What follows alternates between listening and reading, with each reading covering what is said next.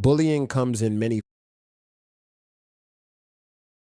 Bullying comes in many forms: loud, silent, physical, psychological, but the most dangerous type is the one driven by ego. When a bully believes the world is his playground and everyone else is just another toy to break, chaos is never far away. Today's story teaches exactly why that kind of arrogance can collapse in a single moment, especially when you pick the wrong target. In this tale, we explore the rise and downfall of a notorious school bus gang leader known as Razor, a boy feared for his unpredictable temper and his cruel sense of humor. Razor had control, absolute control, over the daily bus rides that students dreaded. But Razor's greatest mistake came on a day he thought would be like any other. Because on that day, sitting quietly at the back of the bus was someone who wasn't afraid of him, someone who didn't fit the mold of Razor's past victims, someone who didn't respond with fear, but with power. That someone was none other than The Rock back in his high school days. When he was already built like a future legend, Razor thought he could humiliate him. Razor thought he could break him. Razor thought he could make an example out of him. But what Razor didn't know was that he had just set up his own downfall. This story is packed with tension, regrets, dramatic twists, and the moment Razor realized he had messed with the wrong person. The school bus rumbled like an old metal beast as it pulled up to Ridgeview High. Students sighed, groaned, and reluctantly climbed aboard because everybody knew, everybody, that the bus was Razor's territory.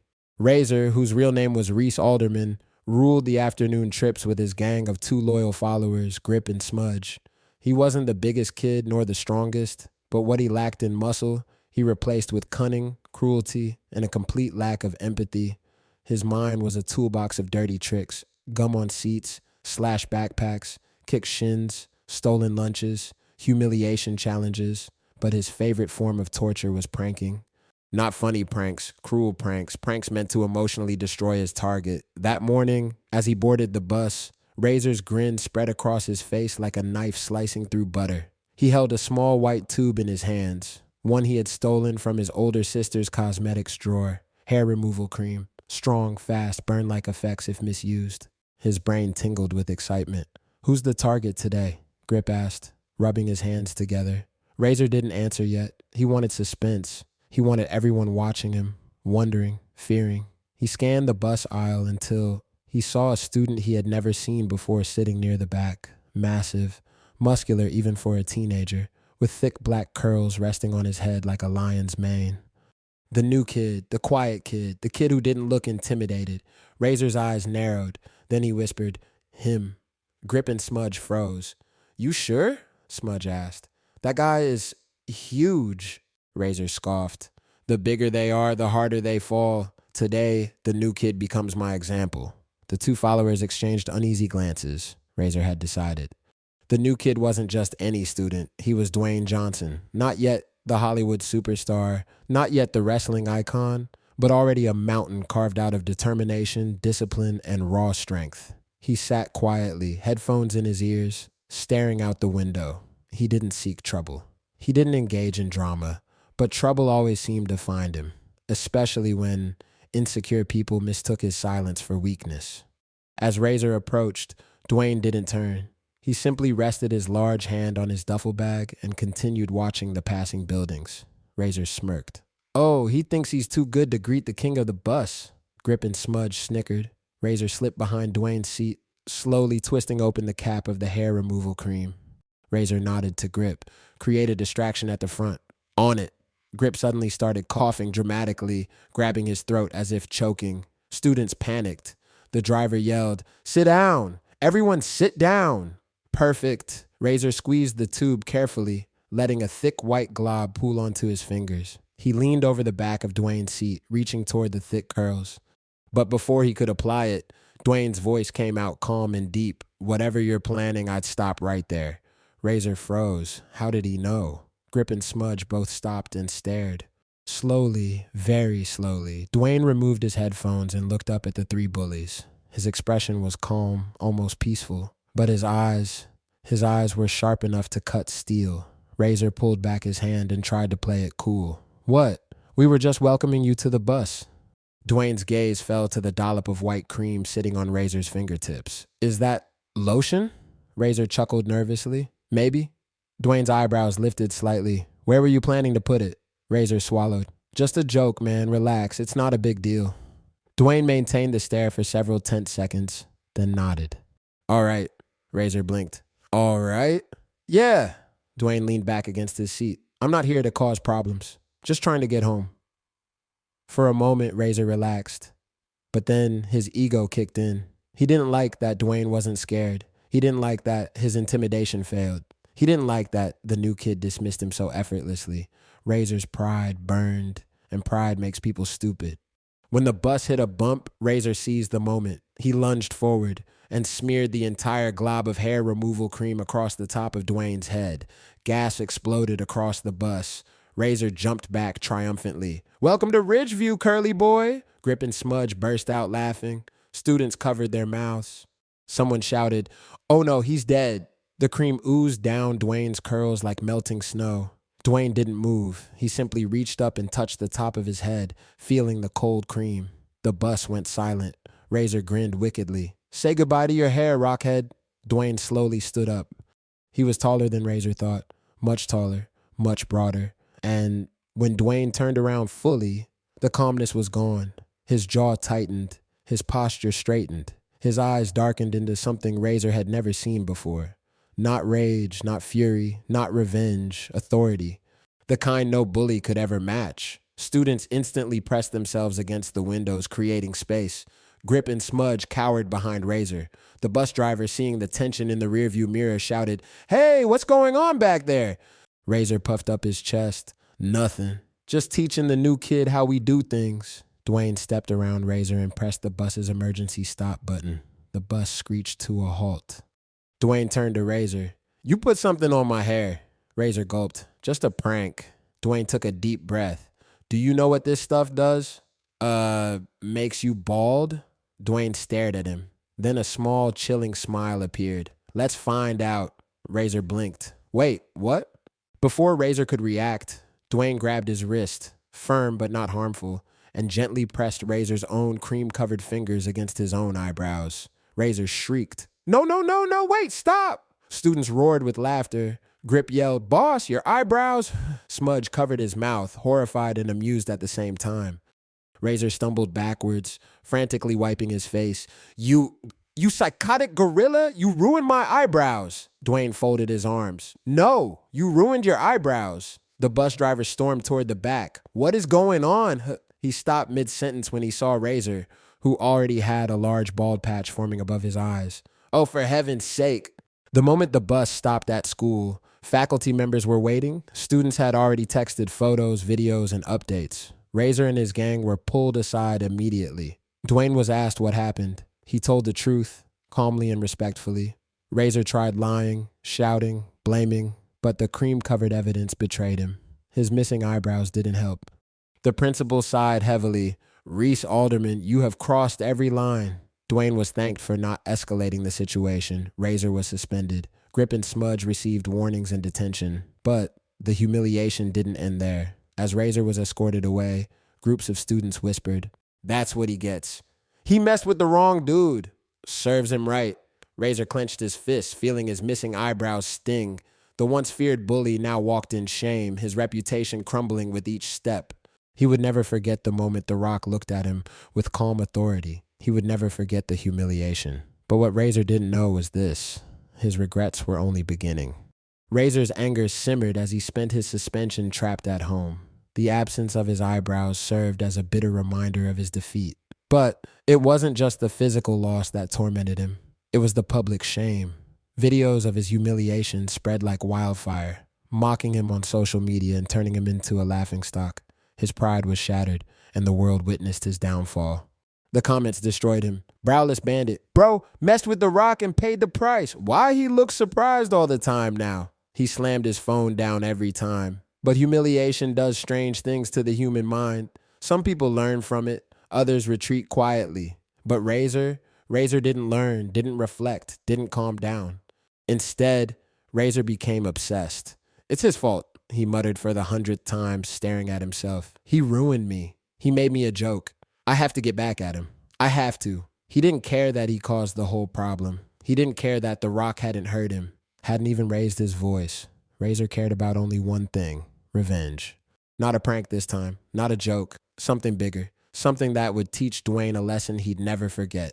On Razor's first day back, whispers followed him like shadows. Students quieted when he walked by, some smirking, some pitying him, but none respecting him like before. His grip on the school bus hierarchy was shattered. Without eyebrows, even his glare was laughable. His gang, Grip and Smudge, fell behind him, but even they seemed more cautious, more hesitant. Razor stormed onto the bus, eyes scanning for one person. And there he was. Dwayne "The Rock" Johnson sat at the same spot near the back, arms crossed, earphones in, calm as a silent mountain. Not smug, not mocking, not smiling, just peaceful. That made Razor even angrier. "What are you looking at?" Razor barked. Dwayne didn't reply. The bus driver, who still remembered the last chaos, shouted, "Reese, sit down. We're not doing this again." Razor stared a moment longer before stomping to a seat, but Razor wasn't done, not by a long shot. Later that day, Razor gathered Grip and Smudge behind the gym. "I'm ending him today," Razor said. Smudge scratched his head. Boss? Ending him how?" Razor opened his backpack. Inside was a thick metal chain, a padlock, a stolen can of pepper spray, and something worse, a plan he'd spent days designing. Grip gasped. "Boss, that's not a prank." Razor glared. "I don't want pranks. I want payback." Smudge trembled. "But he's huge. You scared?" Razor snapped. Neither answered. "Good. After school, I'll get him when he walks home. No cameras, no witnesses. One lesson. Then he'll finally know not to humiliate me." Grip swallowed. "What if he hits back?" Razor smirked. "He won't, because he won't see me coming." But Razor's mistake, the same one bullies always make, was assuming Dwayne was clueless. He wasn't. Dwayne saw the way Razor stared at him in class. Dwayne noticed Grip whispering and watching his every move. He noticed Smudge avoiding eye contact. And Dwayne had lived in many schools, many neighborhoods, many rough areas. He recognized danger signs instantly. He understood patterns. He sensed hostility. He didn't want confrontation, but he prepared for it. That evening, Dwayne left school later than usual to avoid the crowds. He walked calmly, duffel bag slung over his shoulder, heading through the quiet street behind the gym. Then he heard footsteps, 3 sets, following. Dwayne sighed. "It had to be today, huh?" He turned to the corner and entered a wider area, open enough to avoid traps, close enough to hear them approach. He placed his bag down gently. Razor shouted, "Now!" Grip and Smudge rushed from behind the dumpsters, chains clinking. Razor charged from the other side with the pepper spray in hand. Dwayne didn't move. Razor yelled, "Hold him!" Grip swung first. Dwayne sidestepped, grabbed Grip's wrist and gently twisted just enough to force him to drop the chain, but not enough to hurt him seriously. Grip fell to his knees, shaking. Smudge rushed next with the padlock swinging like a mini hammer. Dwayne stepped back, caught Smudge's arm and redirected him, causing Smudge to stumble harmlessly into a bench. Both lackeys were down. Razor froze mid-run. Dwayne looked at him calmly and said, "You don't want to do this?" Razor screamed, "Yes, I do!" He lifted the pepper spray. Dwayne didn't strike him, didn't punch, didn't grab. He simply used the most disarming weapon he had, his voice. In a deep, firm tone, he said, "Reese, stop." Razor hesitated. Dwayne stepped closer. "You're not hurting me with that, but you will ruin your own life if you keep going." Razor's hands trembled. All his anger surged to the surface. Anger at being embarrassed, anger at losing control, anger at being overshadowed. And he screamed, "You took everything from me." Dwayne blinked. "What exactly did I take?" Razor couldn't answer, because the truth was simple. He had taken Razor's illusion of power. Nothing else.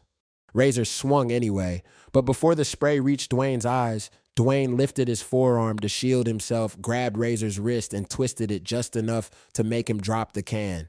The pepper spray bounced across the pavement. Razor grabbed Dwayne's shirt, shaking with frustration, and then everything broke inside him. "Why don't you hit me back?" Razor screamed in his face. "Why aren't you mad? Why didn't you fight me on the bus? Why didn't you do anything?" Dwayne looked him in the eye, calm, steady, unshaken, and said the words Razor least expected, "Because I know what you're going through." Razor froze. "Nobody lashes out like you unless they're hurting inside," Dwayne continued. "You want to feel powerful because somewhere, someone made you feel small." Razor clenched his fist. "Shut up." Maybe a parent, maybe a brother, maybe life itself. Dwayne took a breath. But hurting people doesn't make you stronger, Reese. It makes you weaker. Razor stepped back, eyes trembling. Don't pretend you know anything about me. Dwayne shrugged. I don't have to know. I've lived it. For the first time that day, Razor wasn't angry. He was unsure, lost, vulnerable. Grip and Smudge watched silently as Razor's breathing grew heavy, his entire body shaking, not with rage this time, but with something closer to exhaustion. Razor dropped to the ground and covered his face. I was the king, he muttered. Everyone listened to me. Everyone moved when I walked in. Now they laugh at me. They call me names. They look at me like I'm nothing. Dwayne crouched beside him. You don't need them to fear you, he said. You don't need to rule a bus like a dictator. You want respect? Earn it the right way. Razor sniffed. That takes too long. Dwayne chuckled softly. Everything worth having takes time. For a long moment, no one spoke. Then Razor whispered, I don't even know who I am without being the tough guy. Dwayne placed a hand on his shoulder. Then start figuring it out. Starting today. Grip and Smudge slowly stepped forward. Razor looked up at them, expecting judgment, but they simply nodded, quietly, respectfully, not out of fear this time. Razor stood slowly, wiping his eyes. He looked at Dwayne with a mixture of confusion and appreciation. You're different, Razor muttered. Not really, Dwayne said. I've just learned the hard way that fighting isn't always the answer. Razor took a deep breath. Do you want me to apologize? Dwayne shook his head. Not to me. Razor raised an eyebrow, or would have if he still had eyebrows. Dwayne pointed toward the school. To everyone you hurt, Razor groaned. That's a lot of people.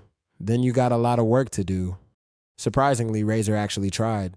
The next day, he approached the bus with a different posture, less swagger, more humility. Students watched him cautiously as he stood near the center aisle. Razor cleared his throat. I want to say something.